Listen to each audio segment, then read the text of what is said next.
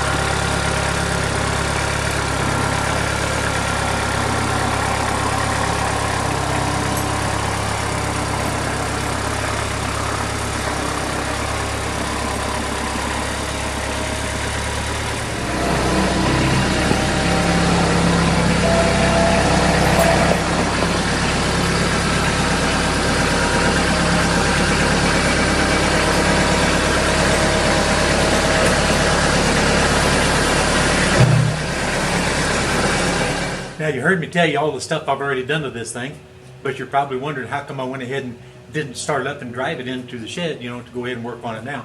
Well, all that work that I'd done on it was way last fall before cold weather, and it was all done outside in the lean-to. And then, of course, cold weather got here and one thing led to another, and you just don't get the opportunity to fix things.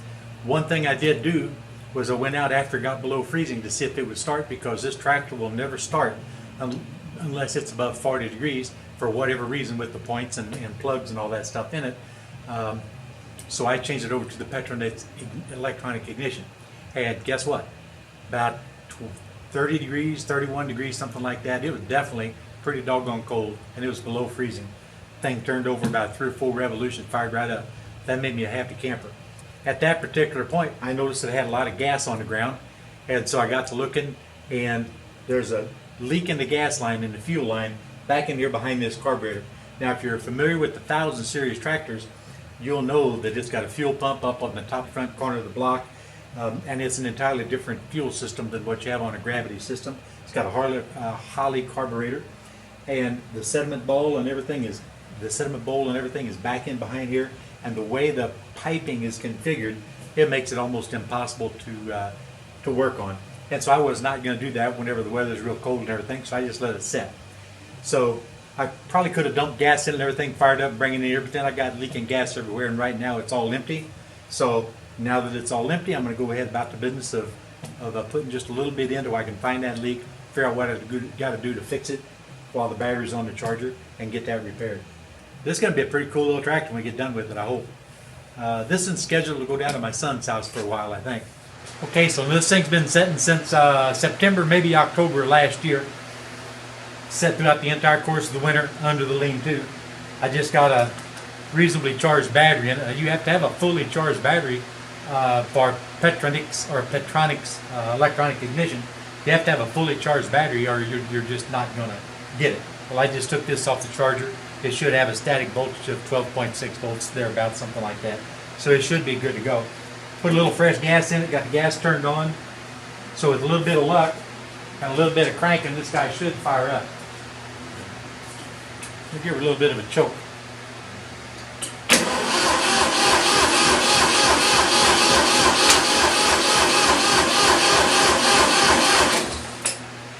Battery doesn't sound like it's up.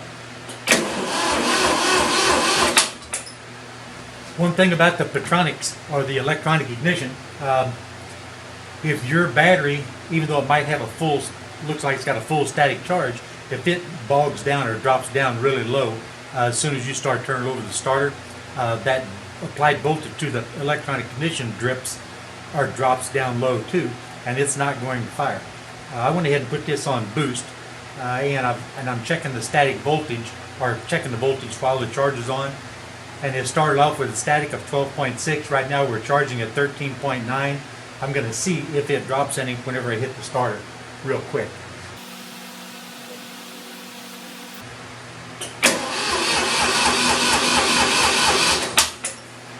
You can hear it's turning over faster, but it definitely dropped to 9.6 volts. So I've got to get this thing more fully charged. The battery just is not charged good enough yet.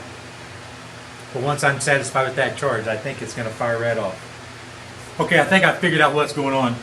Of course, the battery, I'm going to have to change and put that other brand spanking new battery in I had last fall in it, because this battery is definitely not holding the charge as good as it should. I pulled the drain plug off of the carburetor after those 2 or 3 attempts at trying to start it. It's bone dry. This thing's sitting dry, completely empty of fuel. The fuel line has to go all the way up to the front of the engine on the other side in order to prime the fuel pump. Fuel pump has to come on back and then on into the carburetor. So it's got to go from here, a real weird route through the sediment bolt to the fuel pump, back from the fuel pump and into the carburetor. And there wasn't a drop of gas getting in there. So I've been able to finagle and fiddle with it, and I put a couple more gallons of gas in, give a little more weight. So let's see what happens. And I know I got fuel in the carburetor now.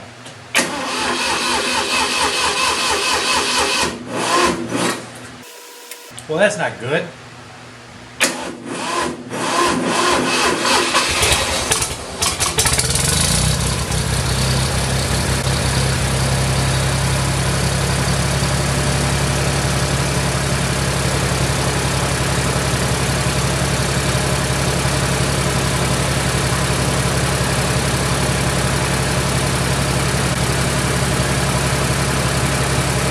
Well, the charging circuit is not charging, I can tell you that. It's either a bad voltage regulator or the generator bad. This his old Ford used a Lucas charger. That was a bad point about this tractor.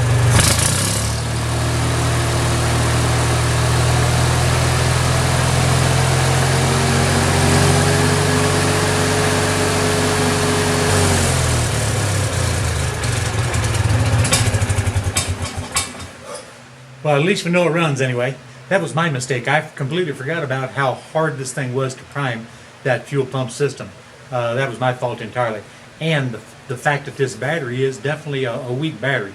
I just took it out of the H, that Farmall H, and it's weak for this thing here because it has to have that full applied voltage for that electronic ignition. I don't know what happens to the spark. I don't know if it completely fails to produce spark or if it just gives you a weak spark. I don't know. But I do know that you should have a full up charged battery with the electronics. If it starts the H, fine, no problem. I'm going to put it back in there, put the new battery back in here, and then we're going to go ahead and find that fuel leak. We're going to fix that fuel leak. Hopefully I'm going to get all these videos up in sequence. I've already done one on the gasket I had to make by hand for the water pump, but that was out of sequence. I just put that one up for the heck of it. I didn't work and mess around and try to get it started out there in the shed.